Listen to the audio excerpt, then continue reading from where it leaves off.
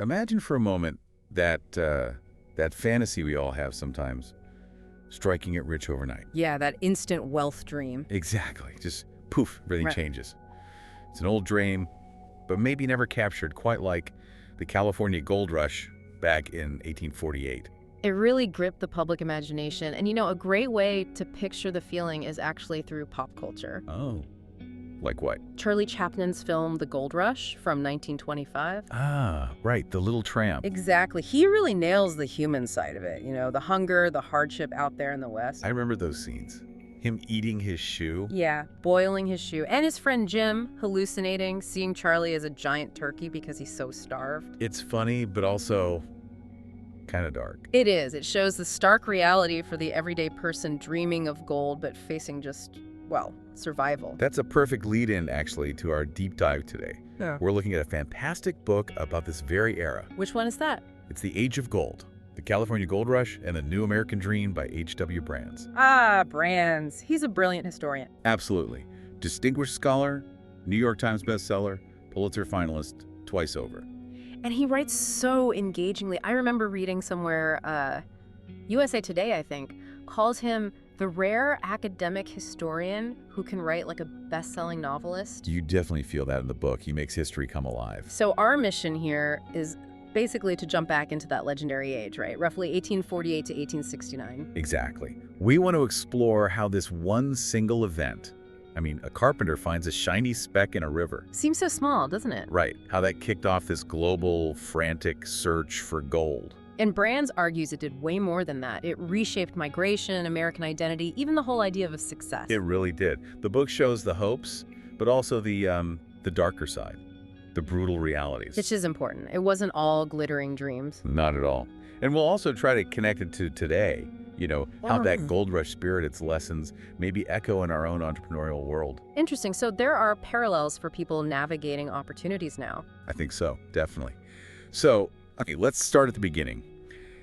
How did that one discovery blow up so huge, so fast? Well, Brands makes it clear the stage was already set. It wasn't totally out of the blue. Okay, how so? Two big things. First, you had the ongoing American push westward, that whole manifest destiny idea. Right, the belief that America was destined to stretch across the continent. Exactly. And second, America had just acquired huge territories from Mexico after the Mexican War in 1846, including California. Oh, okay, so the land was newly American and people were already looking west. Precisely. The war ended, Mexico ceded millions of square miles. California, New Mexico, Texas. Wow. So when gold was found just 2 years later, it poured gasoline on that westward fire. Suddenly, California wasn't just farmland, it was, the land of opportunity. The possibility of changing your whole life overnight. You got it, and people leapt at it. Brands describes this incredible immediate reaction. What was it like? People just abandoned everything, sold their homes, their businesses, whatever they had, scrambled for ship tickets, all heading for Coloma. And it wasn't just Americans, right? The book mentions a global rush. Oh, absolutely global. People flooded in from Chile, from Europe, Australia, even China, everyone imagining their future would just, glitter like the gold itself. The sheer scale of it. Yeah. The journey, the book really emphasizes the hardship, doesn't it? Especially by sea. Unbelievable hardship. Crossing the Pacific or the Isthmus of Panama or that treacherous route around Cape Horn at the tip of South America. Cape Horn. That sounds rough. Brutal. But the demand actually spurred innovation. Shipbuilding took off. You got these new clipper ships, longer, faster. Like the Challenge, I remember reading that cost a fortune to build. A massive $150,000, when $60,000 was already a lot for a ship. Built specifically for the California run. It was the longest in the world at the time. But even the best ships couldn't control everything. Exactly. Brands paints this vivid picture of the journey. The scorching tropical sun, the near stagnation in the doldrums near the equator. Sounds miserable. It led to depression, anxiety, strange diseases, even death, just waiting for wind. And then Cape Horn itself. That's where the sea became a demon from hell, as Brands puts it. Huge waves, constant turbulence, smashing the ships, sails ripping, everyone's seasick. Just trying to hang on. He calls it To the Bottom of the World and Back, a fitting title. Wow. And it wasn't just nature, was it? The human element got dicey too. Yeah, tragically. A lot of experienced sailors had already jumped ship to hunt for gold themselves. So the crews weren't always the best. Often temporary, unqualified people, Right. which led to riots, fights, heavy casualties sometimes, just chaos on board. Okay, so the sea route sounds like an absolute nightmare. Surely land was safer, less awful. You'd think so, wouldn't you? But the book makes it very clear. The land routes, mostly used by Americans, had their own set of horrors. Really? What? Well, the journey often started along the Missouri River. Towns there became these packed, chaotic stopover points. Prices must have shot up. Oh yeah, inflation was rampant, but worse was disease. Cholera spread like wildfire. Oh, wow. In St. Louis alone, Brands mentions 2,000 people died of cholera in 1 month, June 1849. 2,000 in a month. That's staggering. It really is. And beyond disease, just the land itself was brutal. Plains, deserts, canyons, cliffs. Constant struggle for food and water, I imagine. Constant. And then you had encounters with Native Americans, sometimes tense, sometimes violent, roadblocks demanding tolls, raids on convoys. Oh, danger from all sides. Pretty much. The book shares some heartbreaking stories, people getting lifelong disabilities, fights breaking out over stolen food that wiped out whole groups. That sounds incredibly grim. There's even an anecdote about brothers fighting over the last scraps of their father's body. Good heavens, it really pushed people to the absolute limit. Far beyond what anyone expected before they left home. The dark side of human nature really came out. So, okay, they endure all of that, sea or land. They finally get to California. Is it just gold lying around? Huh.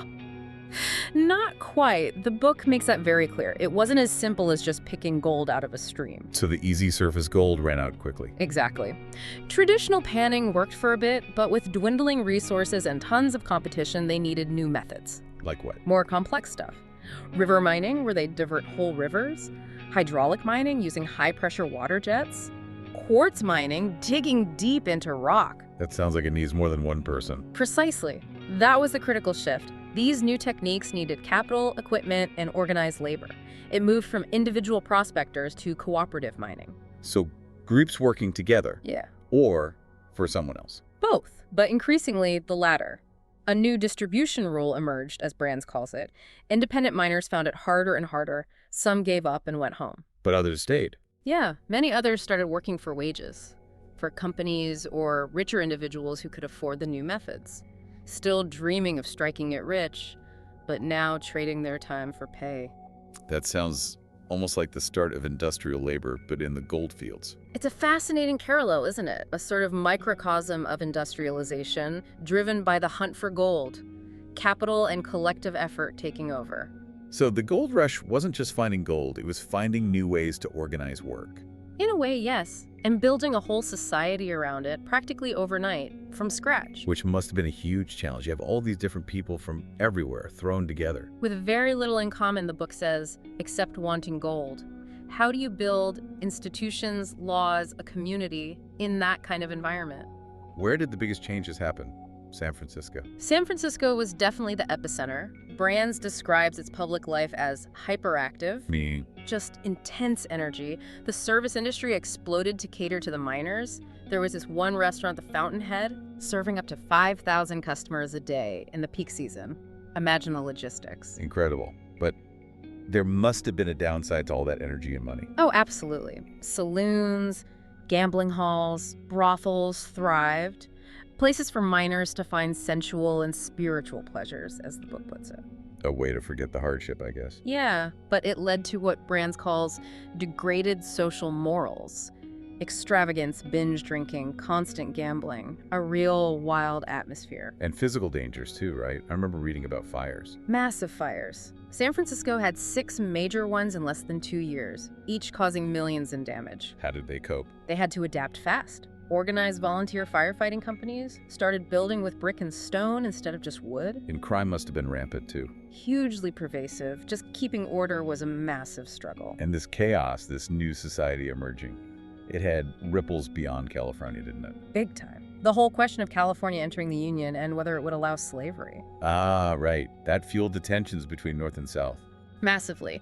Brands shows how this economic boom out west directly contributed to the political climate that led to the Civil War, local change, national consequences. It's amazing how interconnected it all was. And after the Civil War, with the North winning and the Transcontinental Railroad finished in 1869, which Brands kind of marks as the end of the main gold rush era, Yeah. America really took off on this path of modernization. Politically, economically, it became the world's biggest single market, a global powerhouse by 1900. And Brand suggests California was sort of the blueprint. In a way, yeah. He says it was as if America started to look more and more like California dynamic, maybe chaotic, but incredibly productive. Let's talk about that legacy then, particularly the American dream. How did the gold rush change that? Well, the old dream was often about, inheriting wealth or slowly, steadily saving up through hard work over a lifetime. The sort of Protestant work ethic model. Right. But the gold rush, Brands argues, unleashed this unprecedented new American dream, the dream of getting rich through sheer courage and luck. Much faster, much more based on chance. Exactly. And you saw this reflected almost immediately in, of all places, the financial markets. How so? During the Civil War, the government issued paper money alongside gold, creating two currencies. This sparked a market trading gold against paper money. Ah, okay. Speculation kicked in. Big time. There was the gold room near Wall Street. Bankers basically controlled the gold supply, priced it how they wanted. It became the super commodity. Sounds intense. It was. Brands describes a frenzy, constant buying and short selling, people becoming millionaires overnight, or going bankrupt just as fast. Daily drama. Is that where Samuel Clemens comes in? Mark Twain? Perfect example. He went west himself, saw the hardships and savagery firsthand, which he wrote about in Roughing It. And he got caught up in the speculation. Oh yeah.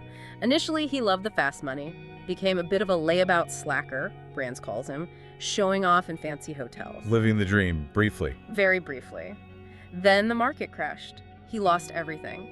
Bankrupt, reduced to begging, even tried mining again, unsuccessfully. Wow. What turned it around for him? A friend suggested he write stories about his experiences. That was the turning point. He found success as Mark Twain, the writer, and later savaged the whole era's greed in the Gilded Age. A classic case of turning failure into something else entirely. Absolutely. And his story captures that wild up and down nature of the time. And this whole gold rush idea, it didn't stay contained in California, did it? No, it became a global template. Gold discoveries popped up in Australia, Canada, South Africa, Siberia. So it wasn't seen as just a fluke anymore. Right. Mine development became this sort of gamble-like venture. Success felt like it hinged on luck, on naked human weakness, as Brands puts it. Panning for gold became like buying a lottery ticket. But the book argues this new dream was a double-edged sword. Definitely. There was a significant dark side. Such as? Well, the blurred morality. Old-timers, people who were there before the rush, often lost everything if they couldn't adapt. And the impact on Native Americans. Devastating. Brands calls it an acceleration of tribal destruction, leading to their inexorable decline. Just tragic. And the environment, all that mining. Huge ecological damage, yeah. Plus, the intense focus on wealth brought out the worst in people. Speculation, corruption, mergers built on rumors and threats, bribing journalists, politicians. So, a real Gilded Age in the making, even out west. Pretty much, the pursuit of riches often trampled everything else. Yet, the book also acknowledges the creativity of the era. It does. Amidst the chaos and greed, there was also unparalleled and powerful creativity. New technologies, new ways of organizing, building cities from nothing. And the term itself, gold rush, took on a life of its own. It really did. It started being used for any sudden boom, any big influx of wealth and opportunity. Oil fields, land rushes, the military-industrial complex, the stock market. Its impact was profound and long-lasting. Absolutely, and that leads directly to the connection with modern entrepreneurship. How so? That gold rush template, the emphasis on speed, risk, luck, bouncing back from failure, it became embedded in the American psyche. It's a direct line to Silicon Valley in the 80s and 90s. Ah, the tech boom. Yeah, that whole culture. Yeah. Time is money, the importance of random luck, the idea of, if it fails, try again until victory is achieved. That sounds very familiar. It's the spirit that gave rise to companies like Hewlett-Packard, Intel, Yahoo. Brands suggest that spirit of competition and chance is a core part of modern American success. So, wrapping up, the author sees the gold rush as something deeply fundamental. He really does. He concludes it shaped history so profoundly because it harnessed the most basic of human desires, the desire for happiness. That's a powerful thought. All those individual quests for happiness. Yeah, often pursued through, let's be honest, instant shortcuts.